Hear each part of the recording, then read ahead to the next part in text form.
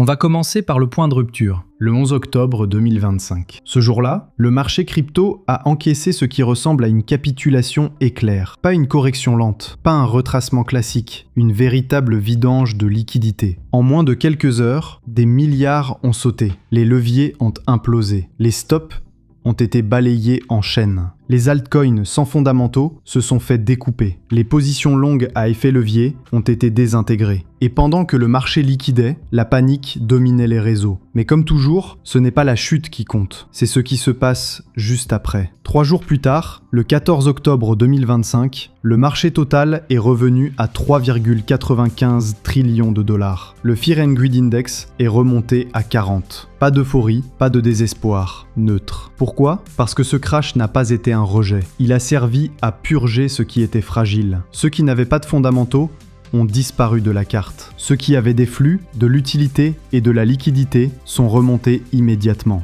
Il faut le dire clairement, ce crash n'était pas une fin de cycle, c'était un stress test. Et aujourd'hui, je vais vous montrer les projets qui l'ont passé haut la main. Les 7 actifs qui ont encaissé l'impact, absorbé la volatilité, repris leur niveau et récupéré la confiance du marché. On va parler de Bitcoin, Ethereum, Chainlink, Solana, BitTensor, Monero et Zcash. Pas parce qu'ils sont à la mode, parce qu'ils ont montré 3 choses pendant et après le 11 octobre. Résilience structurelle, liquidité défensive, rebond confirmé. Avant de rentrer dans les cas un par un, on pose une lecture rapide du marché post-crash. Bitcoin, c'est toujours le premier actif à observer quand un marché décroche.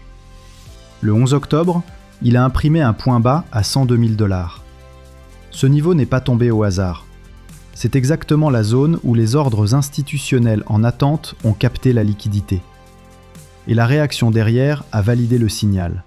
3 jours plus tard, on était déjà revenu à 115 636 $. Ce qu'il faut retenir, ce n'est pas juste le prix, c'est la structure. Il n'y a pas eu de cassure du support macro. Il n'y a pas eu de fuite vers le cash. Il n'y a pas eu de vidage des ETF. Au contraire, les flux ont été absorbés. Les parts des ETF spot n'ont pas reculé.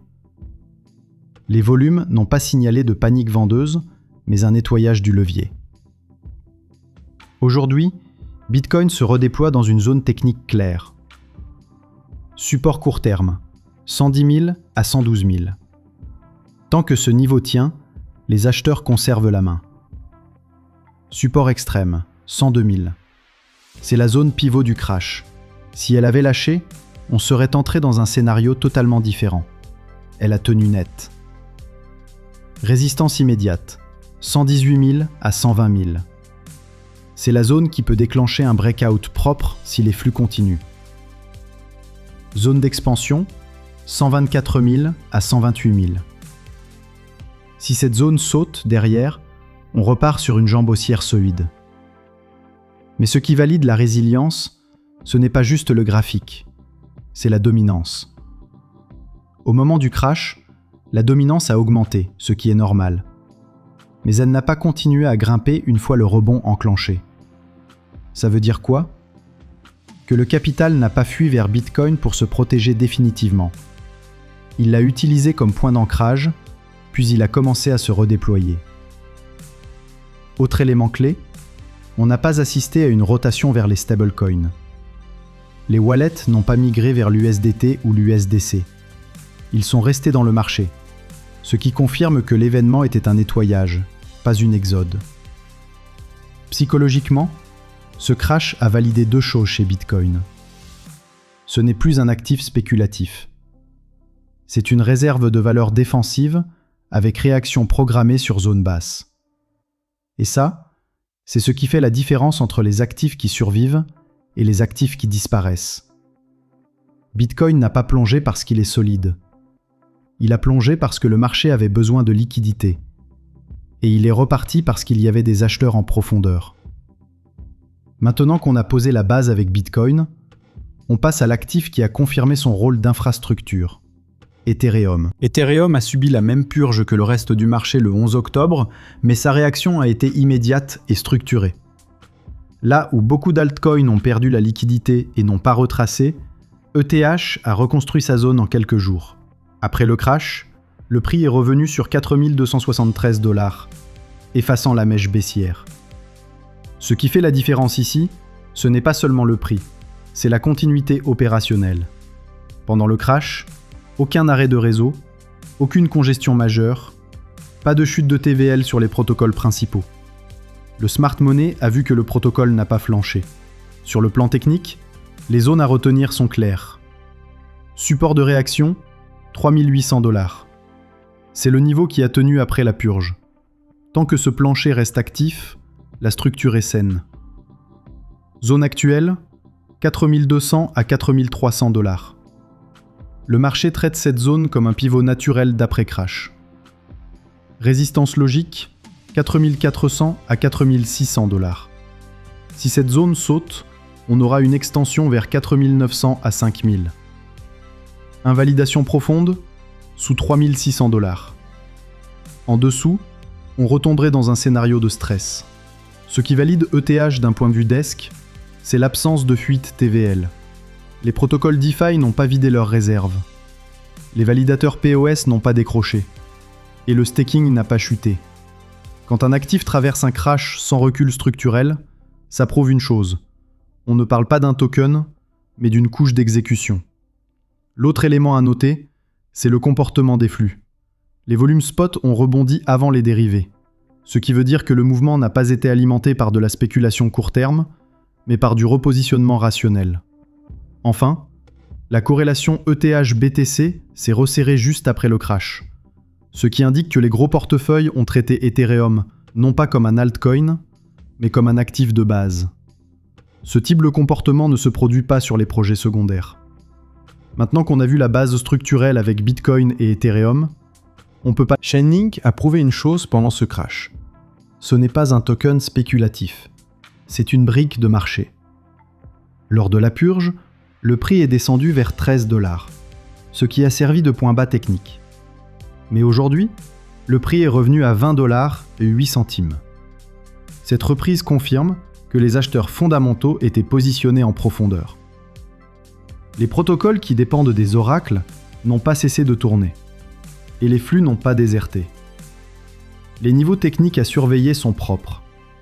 Support reconstruit, 17 à 18 $. C'est la zone qui a tenu après le crash. Tant qu'on ne casse pas en dessous, la dynamique reste intacte. Prix actuel, 20 $. On est revenu dans la zone médiane d'avant-crash, ce qui prouve absorption réelle et pas simple mèche. Objectif court terme, 22 à 25 $. Si la liquidité continue à se repositionner, cette zone tombe naturellement. Zone critique haussière, 27 à 30 $. Si le marché regagne ce range, Link redevient moteur.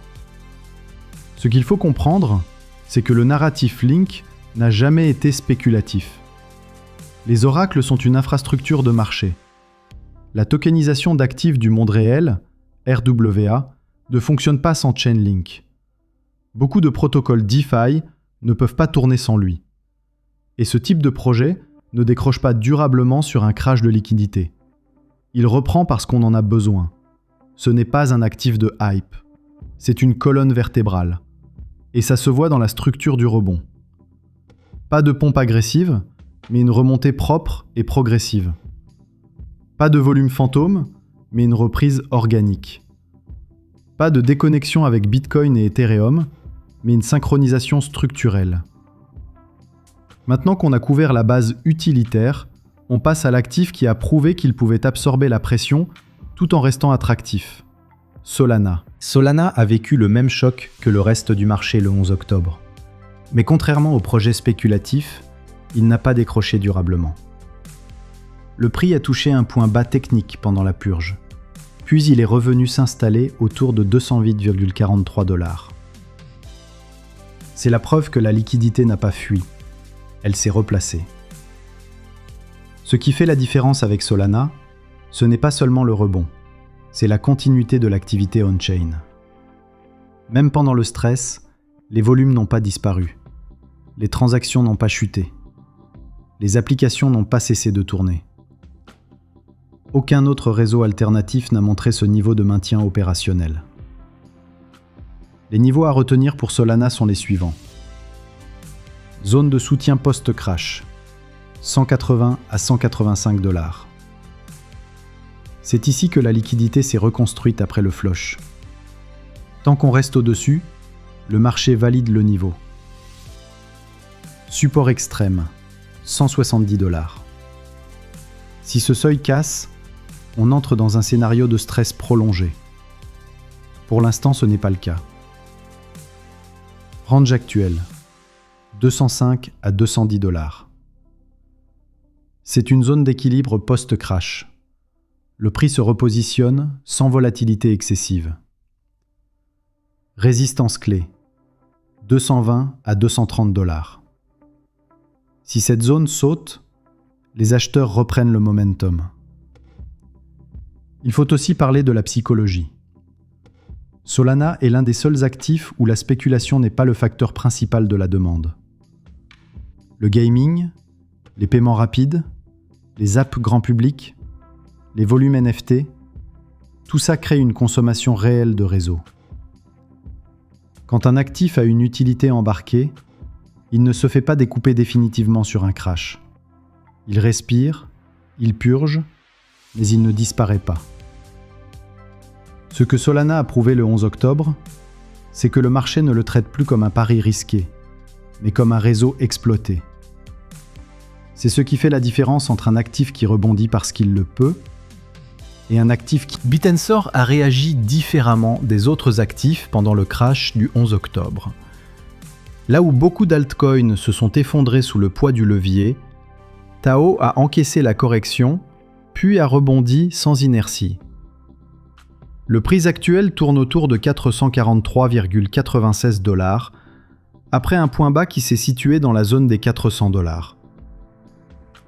Ce rebond n'est pas dû à la spéculation, mais à la décorrélation fondamentale. BitTensor ne dépend pas de la hype crypto, il dépend du narratif IA. Et ce narratif n'a pas été affecté par la purge. Le marché a validé ça en rechargeant sur le point bas. Niveau technique à surveiller. Zone d'accumulation naturelle, 380 à 420 $. C'est dans ce range que les acheteurs se sont replacés après la purge. Prix actuel de stabilisation, 440 à 450 $. On est revenu sur le dessus de la zone sans excès. Prochaine zone de décision, 480 à 500 $. Si les flux se réactivent, c'est la prochaine cible logique. Invalidation profonde. Cassure nette sous 360 $. En dessous, la dynamique se fragilise. Mais là où Tao marque des points, c'est dans la psychologie du marché. Quand un actif remonte après un crash qui n'a rien à voir avec sa proposition de valeur, c'est que la demande est indépendante du contexte. Et dans ce cas précis, la demande est externe au cycle crypto.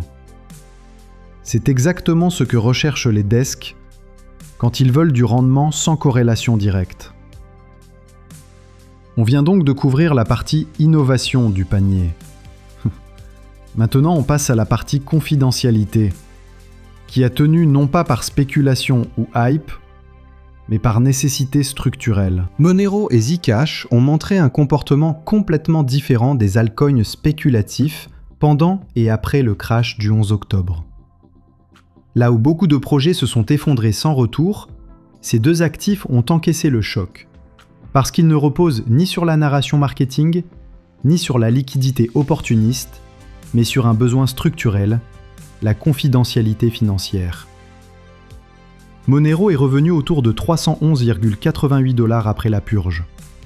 On n'a pas observé de vidange violente, ce qui prouve que les positions étaient majoritairement spot, pas à levier. La demande pour XMR ne dépend pas du cycle crypto, mais de l'usage. On ne parle pas ici de promesses, mais d'exécution présente. Les zones techniques sont propres. Support observé post-crash, 290 à 300 $. C'est là que le marché a stabilisé, Pas de cassure, pas de panique. Prix actuel, 310 à 315 $. On a regagné le niveau médian immédiatement, preuve de solidité. Prochaine résistance, 335 à 350 $. Si les flux continuent, ce niveau sera testé. Zcash, lui, suit un comportement similaire mais avec une liquidité plus fine. Le projet reste fortement lié au développement cryptographique, notamment via les ZKP, Zero Knowledge Proof. Ce n'est pas un jeton spéculatif, c'est un laboratoire de technologie blockchain. Ce qui fait la différence pour ces deux actifs, pas de liquidation à effet levier. Les mains qui détiennent ces projets ne sont pas là pour du scalp. Aucune rupture réseau ou technique. Le crash n'a rien remis en question sur leur utilité métier. Décorrélation partielle. Même si le prix suit le marché de loin, il ne s'effondre pas avec lui. Narratif permanent. Tant que la vie privée est un enjeu, ces actifs ont une raison d'exister.